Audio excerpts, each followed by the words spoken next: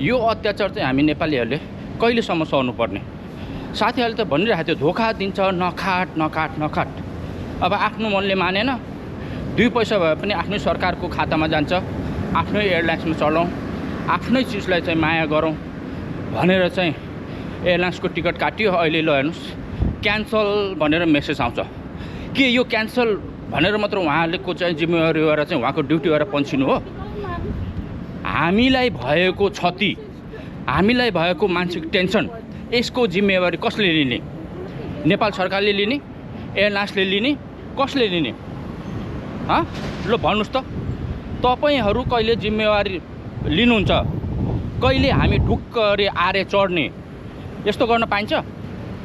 अहिले तपाईँले हरेक, मलाई मात्र होइन हरेक नेपालीले चाहिँ भन्ने यही हो, आरेको भरोसा छैन, आरेको भरोसा छैन। कारण के त?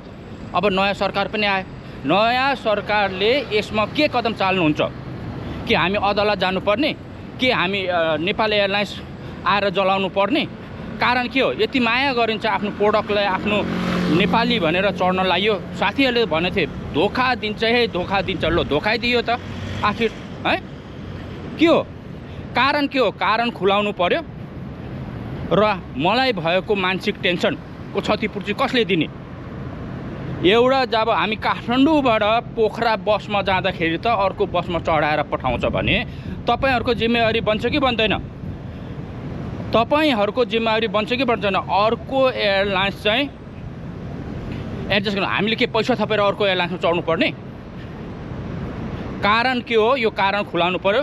त अदालती केस पनि हुनु पर्यो। अब हामी नेपाली चाहिँ यतिकै चाहिँ बस्नु भएन, हाम्रो पनि जिम्मेवारी बन्छ। यदि उहाँहरूले गलत गरिराख्नु छ भने उहाँहरूलाई सचेत गर्ने जिम्मेवारी हाम्रो पनि हो। अब यतिकै छोडिदियो भने चाहिँ यिनीहरूले जहिले पनि यस्तै गर्छ, गरिआएकै छ, वर्षौँदेखि गरिआएको छ। आफू त आफ्नो देशको एयरलाइन्स चढाउँ, 2 पैसा आफ्नै देशलाई भओस्, आफ्नै देशमा जाओस् भनेर पो हामी चढ्ने हो, नत्र अर्को एयरलाइन्स छैन र यहाँ जति पनि छन्। त्यही भएर म बालेन सरकारलाई के भन्न चाहन्छु भने यदि तपाईँले देशको विकास चाहनुहुन्छ भने यो एयरलाइन्सलाई चाहिँ एकदम कडाभन्दा कडा कारबाही हुनु पर्यो। र अरू आउने हाम्रो टुरिस्टहरूले के सोच्छन् त्यो छ, त्यो दिमागमा छ एयरलाइन्सको स्टाफहरूको। तपाईँहरू चाहिँ आफ्नै खल्ती भर्नेतिर मात्र लाग्नुहुन्छ, देशको विकासतिर पनि लागौँ। यो तरिकाले कहिलेसम्म हामी गरिबको गरिब रहने? तपाईँहरूको पनि जिम्मेवारी बन्छ।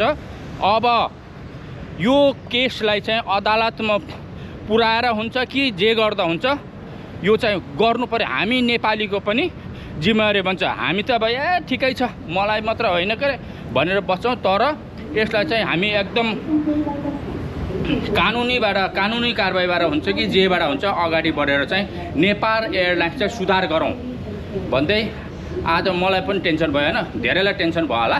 म त्यो एयरलाइन्समा चढ्ने धेरै थिएँ होला।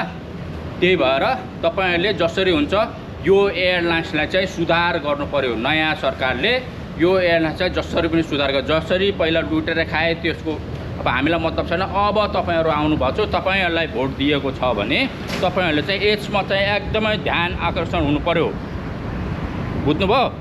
नत्र तपाईँहरू पनि फेरि घन्टी बजाउँदै फेरि 5 वर्ष फेरि आउट हो फेरि। यति भन्दै आज मेरो टेन्सन चाहिँ ड्युटी जाँदैछु, टेन्सन भयो होइन भन्दै ल साथीहरूको दिन शुभ रहोस्। मेरो त यस्तै भयो, बाई बाई।